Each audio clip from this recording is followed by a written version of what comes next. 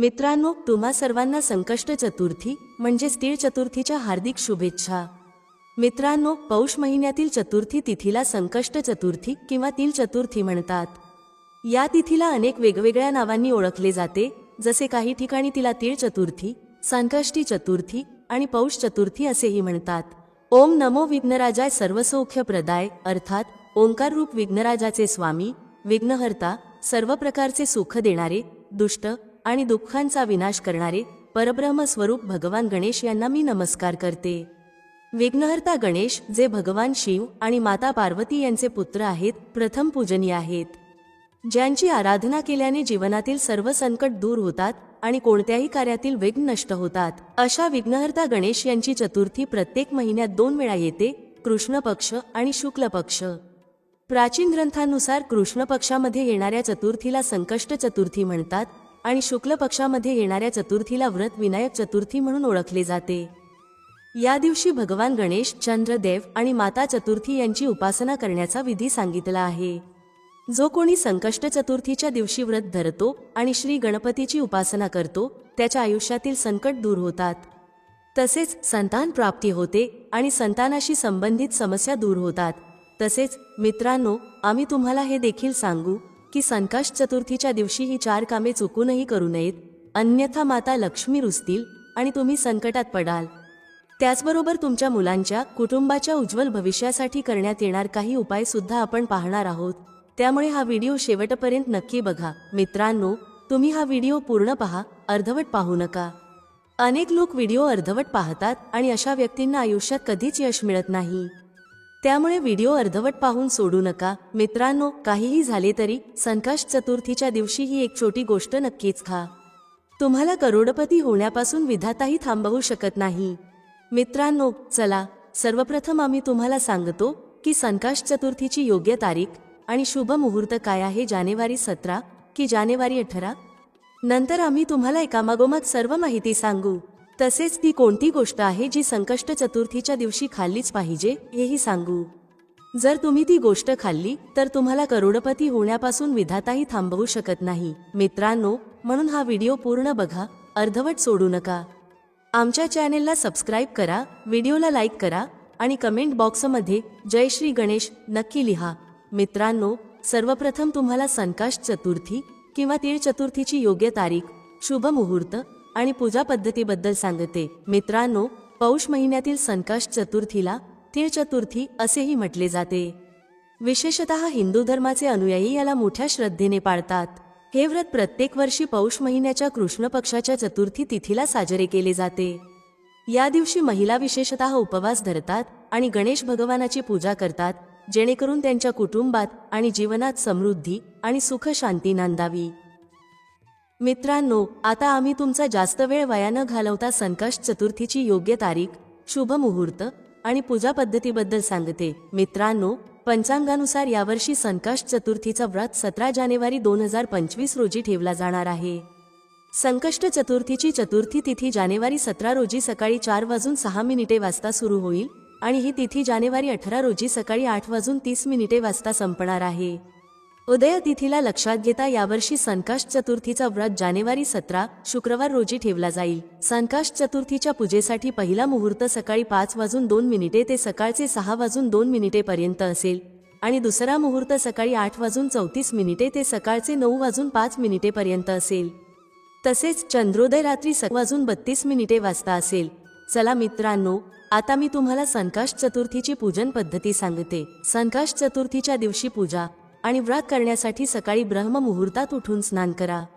शक्य असल्यास गंगाजळ मिसळून स्नान करा। त्यानंतर स्वच्छ वस्त्र परिधान करा। नंतर पूजास्थळाची नीट स्वच्छता करा। त्यानंतर लाकडी पाट घ्या आणि त्यावर लाल रंगाचा कपडा अंथरून भगवान गणेशाची मूर्ती किंवा प्रतिमा स्थापित करा। त्यानंतर सिंदुराचे तिलक लावा आणि तुपाचा दिवा प्रज्वलित करा। मग भगवान गणेशाच्या मूर्तीवर फुले, फळे आणि मिठाई अर्पण करा। पूजेमध्ये तिळकुटचा नैवेद्य नक्कीच समाविष्ट करा। त्यानंतर गणेश चालिसेचे पठण करा आणि शेवटी गणेशाची आरती करा। शंखनादाने पूजा पूर्ण करा। धार्मिक ग्रंथांमध्ये संकष्ट चतुर्थी व्रताचे विशेष महत्त्व सांगितले गेले आहे। या दिवशी भगवान गणेशासोबत माता संकष्टचीही पूजा केली जाते। मानले जाते की हे व्रत माता आणि संतानाच्या नात्याला बळकट करते आणि संतानाला दीर्घायुष्याचे आशीर्वाद देते. हे व्रत ठेवल्याने कुटुंबात समृद्धी येते आणि जीवनातील कठीण प्रसंगी भगवान गणेशाचे आशीर्वाद मिळतात. तसेच चंद्राला अर्घ्य अर्पण केल्याने चंद्रदेवाची कृपा होते, जी मानसिक शांती आणि समृद्धीचे प्रतीक आहे. चला मित्रांनो, आता मी तुम्हाला संकष्ट चतुर्थी व्रताचे काही महत्त्वाचे आणि खास नियम सांगते. मित्रांनो, संकष्ट चतुर्थीच्या पूजेचे महत्त्व या गोष्टीत आहे की हे विशेषतः स्त्रिया आपल्या कुटुंबाच्या सुखसमृद्धीसाठी करतात. या दिवशी व्रत शास्त्रानुसार खूप विधीपूर्वक केले पाहिजे. संकष्ट चतुर्थीच्या पूजेमध्ये खालील विधींचा समावेश होतो. पूजेसाठी प्रातःकाळचा वेळ सर्वात योग्य असतो. यावेळी महिलांनी उपवास ठेवून स्नान केले पाहिजे. त्यांनी स्वच्छ कपडे परिधान केले पाहिजेत आणि शरीर शुद्ध करण्यासाठी गंगाजळाचा उपयोग केला पाहिजे. त्यानंतर पूजास्थळ स्वच्छ करून तिथे भगवान गणेशाची मूर्ती किंवा चित्र स्थापित केले पाहिजे. पूजेमध्ये सर्वप्रथम भगवान गणेशाची पूजा केली जाते. त्यांच्यासोबत माता पार्वती, भगवान शिव आणि भगवान कार्तिकेय यांचीही पूजा केली जाते. भगवान गणेशाला मोदक अर्पण केला जातो, कारण हा त्यांचा प्रिय नैवेद्य आहे. मित्रांनो, संकष्ट चतुर्थी पूजेसाठी आवश्यक साहित्यामध्ये देवी देवतांचे चित्र, फळे, फुले, दिवा, कपूर, चंदन, तूप आणि गंगाजळ यांचा समावेश होतो. महिलांनी मोदक आणि तिळाचे लाडूही अर्पण केले पाहिजेत. या दिवशी उपवास ठेवणे बंधनकारक असते. उपवासाचा उद्देश आत्मिक आणि शारीरिक शुद्धी साधणे आणि भगवान गणेशाला सुख, समृद्धी आणि कुटुंबाच्या कल्याणासाठी प्रार्थना करणे हा आहे. महिलांनी या दिवशी फळाहारच घ्यावा. मित्रांनो, संकष्ट चतुर्थीच्या दिवशी पूजेसोबत गणेशाची व्रत कथा ऐकणे खूप शुभ मानले जाते. ही कथा विशेषतः भगवान गणेशाच्या विविध रूपांशी आणि त्यांच्या जीवनाशी संबंधित असते. पूजेनंतर गणपती बाप्पांची आरती केली जाते आणि त्यानंतर व्रती जेवण ग्रहण करतात. हे जेवण विशेषतः फळं, खीर किंवा व्रतीच्या आवडीनुसार हलवा यांसारखं हलकं असतं. मित्रांनो, सनातन धर्मात संततीच्या दीर्घायुष्यासाठी आणि सुख समृद्धीसाठी अनेक व्रत आणि सण साजरे केले जातात. यापैकी संकष्ट चतुर्थी हा सण विशेष मानला जातो. संकष्ट चतुर्थी व्रत भगवान विष्णूंना समर्पित मानले जाते. या दिवशी स्त्रिया आपल्या संततीच्या दीर्घायुष्य आणि खुशालीसाठी निर्जल व्रत धरतात. रात्री चंद्राला अर्घ्य अर्पण केल्यानंतरच व्रताचा पारण केला जातो. संकष्ट चतुर्थी व्रत करणाऱ्या लोकांनी काही खास गोष्टींचे पालन करणे आवश्यक आहे. चला जाणून घेऊया की या व्रताच्या काळात कोणत्या गोष्टींचे विशेष लक्ष ठेवायला हवे. सर्वात पहिले, संकष्ट चतुर्थीच्या दिवशी भगवान गणेशला हिरव्या रंगाचेच वस्त्र परिधान करावे. संकष्ट चतुर्थीच्या दिवशी भगवान गणेशला तिळकुटाचा नैवेद्य अर्पण करणे अनिवार्य आहे. या दिवशी तिळाचे लाडू किंवा तिळापासून बनवलेल्या मिठाईचा नैवेद्य दिला जातो. संकष्ट चतुर्थीच्या दिवशी चंद्राला जल अर्पण केल्यानंतरच व्रताचा पारण करा. याची विशेष काळजी घ्या. चला मित्रांनो, आता जाणून घेऊया की संकष्ट चतुर्थीच्या दिवशी कोणते काम चुकूनही करू नये. मित्रांनो, असे मानले जाते की संकष्ट चतुर्थी व्रत करणाऱ्या स्त्रियांनी आणि मातांनी चुकूनही काळ्या रंगाचे कपडे परिधान करू नयेत, कारण काळा रंग नकारात्मकतेचे प्रतीक मानला जातो. व्रती स्त्रियांनी याची काळजी घ्यावी की चंद्राला अर्घ्य देताना पाण्याचे थेंब पायावर अजिबात पडू नयेत. पाण्याचे थेंब पायावर पडणे अशुभ मानले जाते. तुम्ही याचा विशेष विचार करा. मित्रांनो, असे मानले जाते की संकष्ट चतुर्थीच्या दिवशी गणपती बाप्पांना मोदकाचा नैवेद्य अर्पण केल्याने सुख समृद्धीचे आशीर्वाद मिळतात. त्यामुळे या दिवशी गणपती बाप्पांना मोदक नक्कीच अर्पण करा. मित्रांनो, जर तुम्ही संकष्ट चतुर्थी व्रत करत असाल तर तामसिक अन्न जसे की मांस आणि मद्याचे सेवन टाळावे. तसेच लसूण आणि कांद्याच्या सेवनापासूनही दूर राहावे. याचे विशेष पालन करा. संकष्ट चतुर्थीच्या दिवशी शारीरिक संबंध ठेवू नयेत. ब्रह्मचर्याचे पालन करणे आवश्यक आहे.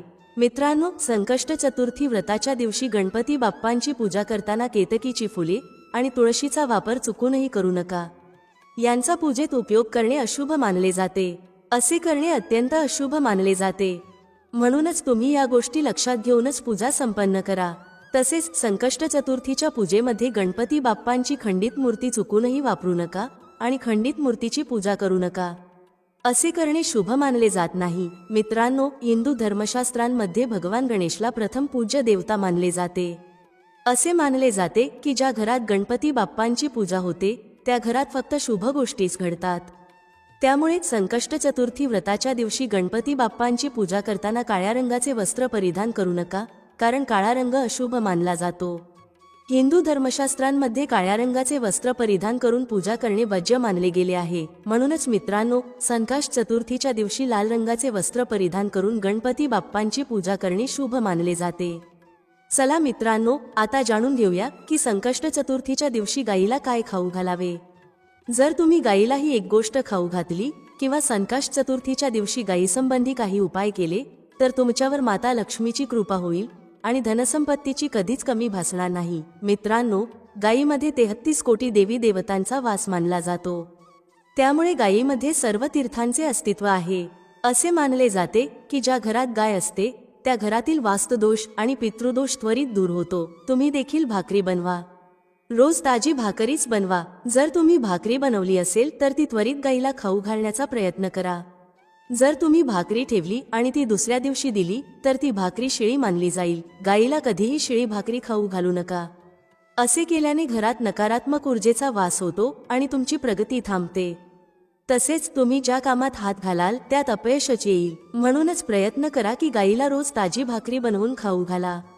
शिळी भाकरी गाईला देऊ नका आणि सडलेली किंवा खराब झालेली फळे किंवा भाजीपाला गाईला खाऊ घालू नका. जर घरातील एखादे फळ किंवा भाजी सडली असेल तर लोक ते गाईला देतात, पण असे करू नका. असे केल्याने तुमच्या भाग्याला अडथळा निर्माण होऊ शकतो. जेव्हा तुम्ही गाईला भाकरी देता तेव्हा भाकरीवर थोडीशी हळद लावा. जर हळद उपलब्ध नसेल तर भाकरीवर थोडा गूळ किंवा तूप ठेवा. मित्रांनो, गाईला कधीही कोरडी भाकरी देऊ नका. याचा अर्थ भाकरीवर काहीतरी असायलाच हवे, जसे हळद, मिश्री किंवा गूळ. कोरडी भाकरी न दिल्याने तुम्हाला शुभ फळांची प्राप्ती होईल. होय मित्रांनो, हे उपाय आणि गोष्टी तुम्ही नक्कीच लक्षात ठेवल्या पाहिजेत. तसेच मित्रांनो, संकष्ट चतुर्थीच्या दिवशी गाईला तिळकूट किंवा तिळापासून बनवलेल्या पदार्थांचे सेवन नक्कीच करायला हवे. चला मित्रांनो, आता जाणून घेऊया की संकष्ट चतुर्थीच्या दिवशी कोणत्या वस्तूंचे दान करणे आवश्यक आहे. मित्रांनो, या दिवशी तिळापासून बनवलेल्या पदार्थांचे दान विशेषतः करावे. गजक, रेवडी, तिळगुळ, तिळकुटा यांसारख्या वस्तूंचे दान शुभ मानले जाते. याशिवाय उबदार कपडे जसे की ब्लँकेट, रजई, स्वेटर यांचे दान गरजूंना या दिवशी विशेषतः करायला हवे. जर तुम्ही व्रत करत असाल तर शक्य असल्यास 10 महादान नक्की करा. यामध्ये अन्नदान, मिठाचे दान, गुळाचे दान, सुवर्णदान, तिळाचे दान, वस्त्रदान, तुपाचे दान, रत्नांचे दान, चांदीचे दान आणि साखरेचे दान यांचा समावेश आहे. या वस्तूंचे दान केल्याने दान करणाऱ्या व्यक्तीला दुःख, दरिद्रता, कर्ज, रोग आणि अपमान यांपासून मुक्ती मिळते. या दिवशी गाईला आणि हत्तीला गूळ खाऊ घातल्याने अकाली मृत्यूचे भय राहत नाही. त्यामुळे तुमच्या श्रद्धेनुसार या वस्तूंचे दान नक्की करा. चला मित्रांनो, आता जाणून घेऊया संकष्ट चतुर्थीसाठी काही रामबाण उपाय. पहिला उपाय. मित्रांनो, संकष्ट चतुर्थीच्या पवित्र दिवशी गणपती बाप्पांच्या समोर तुपाच्या दिव्यात कापूर टाकून तो प्रज्वलित करा. नंतर बाप्पांना मोदक, दुर्वा, पान, सुपारी यांसारख्या वस्तू अर्पण करा. असे केल्याने तुमच्या संततीच्या जीवनात आनंद आणि प्रगती येईल. तसेच बाप्पांचे आशीर्वाद मिळतील. हा उपाय संकष्ट चतुर्थीच्या दिवशी नक्की करा. दुसरा उपाय.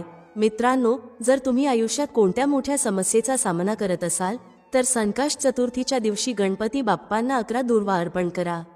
दुर्वेच्या 11 पानांना एकत्र करून त्याला कलाव्याने बांधा. गणपती बाप्पांना दुर्वा अर्पण करताना ओम गं गणपतये नमः हा मंत्र जपा. असे केल्याने जीवनातील अडचणी दूर होतील आणि सुख शांती मिळेल. मित्रांनो, जर तुमच्या आयुष्यात खूप काळापासून एखादी समस्या सुरू असेल तर ती देखील या उपायामुळे दूर होऊ शकते. त्यामुळे हा उपाय संकष्ट चतुर्थीच्या दिवशी अवश्य करा. आता पुढच्या उपायाची चर्चा करूया. हा उपाय केल्यास तुमची कोणतीही अशी इच्छा, कोणतीही विश जी अद्याप अपूर्ण आहे आणि पूर्ण होत नाही, ती तुमची मोठ्यात मोठी विश आणि मनोकामना पूर्ण होऊ शकते. चला उपायाकडे जाऊया. पहा, हा उपाय तुमच्यासाठी सर्वोत्कृष्ट ठरणार आहे. या उपायासाठी तुम्हाला फक्त 5 हिरव्या मूग दाण्यांची गरज आहे. तिथी संकष्टी चतुर्थीची आहे आणि हा उपाय याच दिवशी करायचा आहे. तुम्हाला 5 हिरवे साबूत मूग दाणे घ्यावे लागतील. दाणे तुटलेले नसावेत याची विशेष काळजी घ्या. त्याचबरोबर तुम्हाला तांब्याच्या भांड्यात तुमच्या घरातून शुद्ध पाणी घ्यायचे आहे. आता मित्रांनो, या सर्व सामग्रीसह तुम्ही थेट भगवान शिवाच्या मंदिरात पोहोचा. हा उपाय तुम्ही सकाळीही करू शकता किंवा संध्याकाळीही. भगवान शिवाच्या मंदिरात पोहोचल्यावर तुमच्याकडे असलेले 5 हिरवे मूग दाणे, त्यातील पहिला दाणा तुम्हाला शिवलिंगासमोर नंदी महाराजांच्या उचललेल्या पायाजवळ समर्पित करायचा आहे आणि ओम नमः शिवाय मंत्राचा जप करायचा आहे. यानंतर दुसरा हिरवा मूग घ्या आणि शिवलिंगावर जिथे श्री गणेशाचे स्थान आहे तिथे समर्पित करा. त्यानंतर ओम नमः शिवाय किंवा श्री गणेशाय नमः मंत्राचा जप करा. तिसरा हिरवा मूग भगवान शिवाच्या प्रिय कन्या माता अशोकसुंदरीच्या स्थानावर समर्पित करायचा आहे. शिवलिंगाच्या जलाधारीच्या मध्यभागी जिथून पाणी वाहते त्या जलाधारीच्या सापाच्या आकृतीसारख्या उठलेल्या रेषेवर हा तिसरा हिरवा मूग ठेवावा. त्यानंतर ओम नमः शिवाय मंत्राचा जप करा. आता मित्रांनो, चौथा हिरवा मूग भगवान कार्तिकेय यांच्या स्थानावर जो शिवलिंगावर आहे समर्पित करा. त्यानंतर ओम नमः शिवाय मंत्राचा जप करा. शेवटी पाचवा आणि अंतिम हिरवा मूग पाण्याच्या भांड्यात टाकून द्या. या हिरव्या मूगयुक्त पाण्याने भगवान शिवाच्या शिवलिंगावर अभिषेक करा. पाणी हळूहळू चढवत श्री शिवाय नमस्तुभ्यम मंत्राचा जप करत राहा. यानंतर शिवलिंगासमोर बसून जर तुम्ही तुमच्या मुलांसाठी बुद्धी, ज्ञान आणि विवेक यांची कामना करत असाल तर त्यासाठी प्रार्थना करा. जर तुम्ही व्यापार वृद्धीसाठी उपाय करत असाल तर त्या इच्छेसाठी प्रार्थना करा. किंवा नोकरी, मुलाखत किंवा धनप्राप्तीसाठी उपाय करत असाल तर तुमच्या इच्छांच्या पूर्ततेसाठी महादेवांकडे प्रार्थना करा. यानंतर तुम्ही तुमच्या घरी परत जा. जो व्यक्ती हा उपाय करतो त्याच्या जीवनातील सर्व संकष्टे, कष्ट आणि अडचणी नक्कीच संपून जातात. आता मित्रांनो, आपण पुढच्या चमत्कारी उपायाबद्दल जाणून घेऊया. हा उपाय विशेषतः त्यांनी करावा ज्यांचा व्यापार व्यवस्थित चालत नाही किंवा ज्यांच्या घरी धनाची समस्या खूप जास्त आहे. तसेच ज्यांचा बुधग्रह दुर्बल अवस्थेत आहे त्यांनी हा उपाय करावा. बुधग्रहाला मजबूत करण्यासाठी हा उपाय विशेषतः केला जातो. पहा, या उपायासाठी तुम्हाला फक्त एक सुंदर बेलपत्र घ्यावे लागेल. बेलपत्र कोणत्याही ठिकाणाहून तुटलेले नसावे. जर तुम्हाला बेलपत्र मिळत नसेल तर तुम्ही भगवान शिवांच्या शिवलिंगावर चढवलेले बेलपत्र शुद्ध पाण्याने धुवून वापरू शकता. त्याचबरोबर तुम्हाला फक्त एक हिरवा मूग घ्यावा लागेल. हिरवा मूग सुद्धा साबूत असावा, तुटलेला नसावा. आणि त्यासोबत तुम्हाला तांब्याच्या भांड्यात शुद्ध पाणी घ्यावे लागेल. आता पहा, या तिन्ही सामुग्रीसह तुम्ही थेट भगवान शिवाच्या मंदिरात पोहोचा. हा उपाय तुम्ही सकाळपासून संध्याकाळपर्यंत कोणत्याही वेळी करू शकता. सर्वप्रथम तुमच्याकडे जो एक बेलपत्र आहे त्यामध्ये तुम्ही तुमची कोणतीही कामना, मग ती व्यापाराशी संबंधित असेल, बुद्धी, ज्ञान आणि विवेक मिळवण्यासाठी असेल किंवा तुमच्या घरात शांततेसाठी असेल, ती बोलायची आहे. हे बेलपत्र तुम्हाला माता अशोकसुंदरीच्या स्थानावर समर्पित करायचे आहे. बेलपत्राची गुळगुळीत बाजू शिवलिंगाशी स्पर्शात राहील आणि त्याचा देठ जलाधारीच्या दिशेने ठेवायचा आहे. अशा प्रकारे हे बेलपत्र तुम्हाला माता अशोकसुंदरीच्या स्थानावर समर्पित करायचे आहे. आता मित्रांनो, तुमच्याकडे असलेला एक हिरवा मूगदाणा घ्या. त्यावर तुमची कामना बोलत तो हिरवा मूगदाणा पाण्याच्या भांड्यात टाका. यानंतर हा हिरवा मूगयुक्त पाणी तुम्हाला समर्पित करायचे आहे. तुमची जी काही कामना आहे, जसे की जर तुमचा व्यापार व्यवस्थित चालत नसेल तर या पद्धतीने कामना करत पाणी अर्पण करायचे आहे. या पाण्याचा एक भाग सर्वप्रथम भगवान श्री गणेशांच्या स्थानावर समर्पित करा.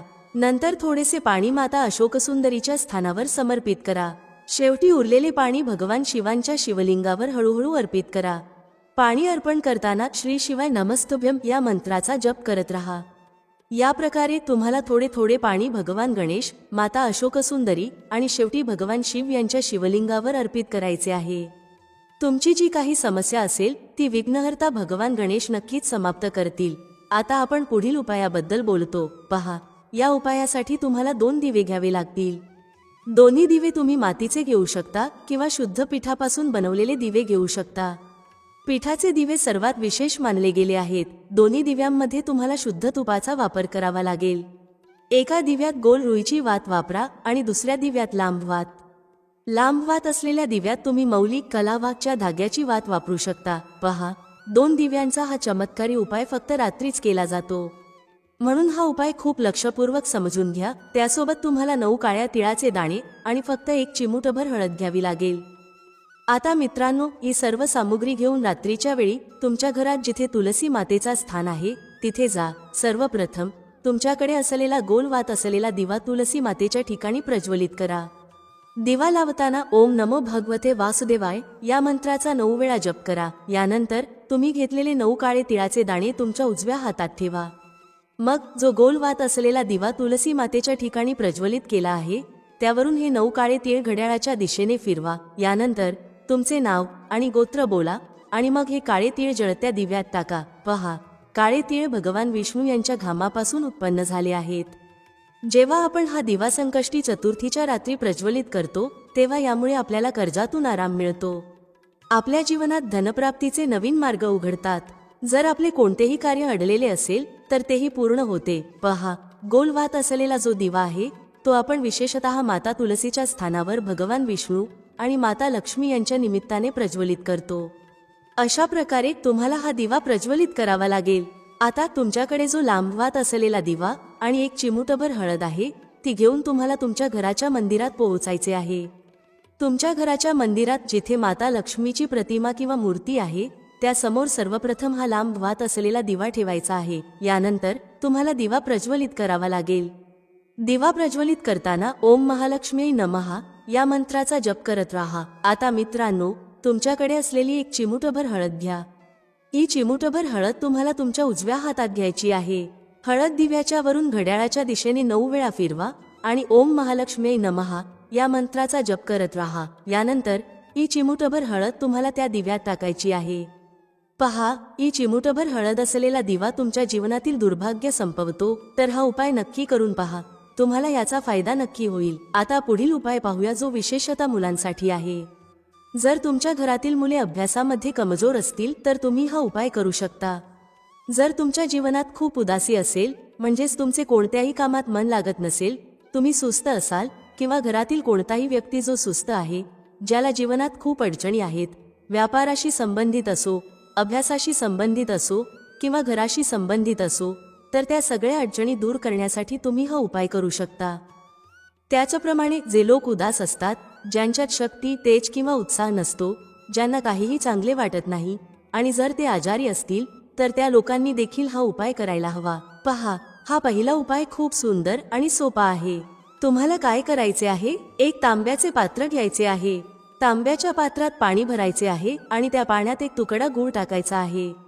आता पहा, तुम्ही तांब्याच्या पात्रात गुळाचा उपयोग करू शकता. आता हे पात्र घेऊन तुम्हाला सर्वप्रथम आंकड्याच्या झाडाजवळ जावे लागेल. आंकड्यांचे झाड म्हणजे ज्यावर पांढऱ्या रंगाची फुले येतात. तुम्ही आंकड्याचे झाड असे गुगलवर इमेज सर्च करा, तुम्हाला लगेच समजेल. तर आंकड्याच्या झाडाच्या मुळाशी ओम गण गणपतये नमः किंवा श्री गणेशाय नमः या मंत्राचा जप करत थोडेसे पाणी म्हणजेच गुळ मिसळलेले पाणी तिथे अर्पण करायचे आहे. तुम्हाला अर्धा कलश पाणी तिथे अर्पण करायचे आहे. उरलेले अर्धा कलश पाणी तुम्हाला भगवान शिवाच्या मंदिरात नेऊन शिवलिंगावर अर्पण करायचे आहे. शिवलिंगावर पाणी अर्पण करताना श्री शिवाय नमस्तुभ्य या मंत्राचा जप करत तुमच्या जीवनातील सर्व समस्या आणि संकटांचे स्मरण करायचे आहे. त्यानंतर भगवानांकडे प्रार्थना करायची आहे की तुमच्या सर्व अडचणी दूर व्हाव्यात. पहा, हा उपाय करताना विशेष लक्ष द्या की जो आंकड्याचा झाड असेल तो पूजनीय झाड असावा. म्हणजेच असे झाड जे मंदिरात लावलेले असते आणि ज्याची पूजा केली जाते. शक्य असल्यास एखाद्या जुन्या आणि प्राचीन आंकड्याच्या झाडाजवळ जाऊन हा उपाय करा. हा उपाय खूप सुंदर आणि प्रभावी आहे. तुमच्या ज्या अडचणी आहेत त्या तुम्ही आंकड्याच्या झाडाजवळ गजानन म्हणजेच भगवान श्री गणेश यांना सांगा. त्यानंतर त्याच अडचणी महादेवाच्या मंदिरात जाऊन भगवान शिवांनाही सांगा. तर हा होता उपाय. आता मित्रांनो, पुढील उपायाबद्दल बोलूया. पहा, या उपायासाठी तुम्हाला फक्त 3 हिरव्या वेलची घ्यायचे आहेत. लक्षात ठेवा की वेलची खंडित नसावेत. त्याचबरोबर तुम्हाला एक मातीचा दिवा घ्यायचा आहे. दिव्यामध्ये गोलवात वापरायची आहे आणि ती तुपाने तयार करायची आहे. त्याचसोबत तुम्हाला एक तांब्याच्या भांड्यात शुद्ध पाणी घ्यायचे आहे. या तिन्ही वस्तू घेऊन तुम्हाला भगवान शिवाच्या मंदिरात पोहोचायचे आहे. चांगली हिरवी वेलची आपल्या जीवनात धनसंपदा वाढवण्याचे कार्य करतात. हिरवी वेलची महालक्ष्मीला खूप प्रिय आहेत, तसेच भगवान गणेशालाही प्रिय आहेत, जे तुमच्या जीवनातील सर्व संकट दूर करतात. हिरवी वेलची भगवान शिवालाही खूप प्रिय आहेत, जे आपल्या जीवनातील धनसंबंधी सर्व समस्या समाप्त करतात. पहा, तुमच्याकडे जे 3 हिरवी वेलची आहेत त्यातील पहिली हिरवी वेलची भगवान गणेशाच्या स्थानावर समर्पित करा. ओम गंग गणपतये नमः या मंत्राचा 11 वेळा जप करा. दुसरी हिरवी वेलची भगवान शिवाच्या शिवलिंगावर समर्पित करा आणि थोडेसे पाणी गणेशाच्या स्थानावरही समर्पित करा. अखेरीस उरलेले थोडेसे पाणी भगवान शिवाच्या शिवलिंगावर चढवा. श्री शिवाय नमस्तुभ्यम मंत्राचा जप करत भगवानाचे स्मरण करा आणि पाणी समर्पित करा. आता मित्रांनो, तुमच्याकडे जो दिवा आहे तो प्रज्वलित करा आणि तुमच्याकडे जी तिसरी हिरवी वेलची उरलेली आहे ती दिव्याजवळ ठेवा. शेवटी भगवानाकडे प्रार्थना करा की तुमच्या जीवनातील धनसंबंधी ज्या समस्या आहेत त्या सर्व दूर होऊ देत. अशा प्रकारे भगवान गणेश आणि भगवान शिवाकडे प्रार्थना करत हा दुसरा उपाय पूर्ण करा. आता मित्रांनो, आणखी एका उपायाबद्दल बोलूया. पहा, या उपायासाठी तुम्हाला फक्त 5 गव्हाचे दाणे घ्यायचे आहेत. त्याचबरोबर तुम्हाला एक तांब्याच्या भांड्यात शुद्ध पाणी देखील घ्यायचे आहे. हा उपाय विशेषतः तुमच्या जीवनातील जितकेही संकट, कष्ट आणि क्लेश आहेत त्यांना दूर करण्यासाठी आहे. सर्वप्रथम तुमच्याकडे असलेले 5 गव्हाचे दाणे थोडेसे भिजवून घ्या. हा उपाय तुम्ही सकाळपासून संध्याकाळपर्यंत कोणत्याही वेळी करू शकता. सर्वप्रथम तुम्हाला 4 गव्हाचे दाणे भगवान शिवाच्या शिवलिंगाच्या समोर, जिथे गणेशाचे स्थान आहे, तिथे ठेवायचे आहेत. गव्हाचे दाणे ठेवताना ओम गंग गणपतये नमः या मंत्राचा 11 वेळा जप करा. आता मित्रांनो, तुमच्याकडे जो 5वा आणि शेवटचा गव्हाचा दाणा उरलेला आहे तो तांब्याच्या भांड्यातील पाण्यात टाका. त्यानंतर गव्हाने युक्त हे पाणी भगवान शिवाच्या शिवलिंगावर चढवा. श्री शिवाय नमस्तुभ्यम मंत्राचा जप करत पाणी समर्पित करा. पाणी समर्पित केल्यानंतर भगवान शिव आणि भगवान गणेशाकडे प्रार्थना करा की आमच्या जीवनातील जितकेही संकट, कष्ट आणि क्लेश आहेत ते सर्व दूर करा. त्याचबरोबर आमच्या जीवनात बुद्धी, ज्ञान, विवेक आणि ऐश्वर्य यांची प्राप्ती होऊ देत. अशा प्रकारे प्रार्थना करत हा उपाय पूर्ण करा. मित्रांनो, आशा आहे तुम्हाला आजची माहिती आवडली असेल. व्हिडिओ आवडला असेल तर लाईक करायला विसरू नका. भेटूया पुढच्या अशाच एका ज्ञानवर्धक व्हिडिओमध्ये एका नवीन चर्चेसह. तुम्हा सर्वांचे मनःपूर्वक आभार. श्री स्वामी समर्थ. जय श्री राम, जय श्री हनुमान.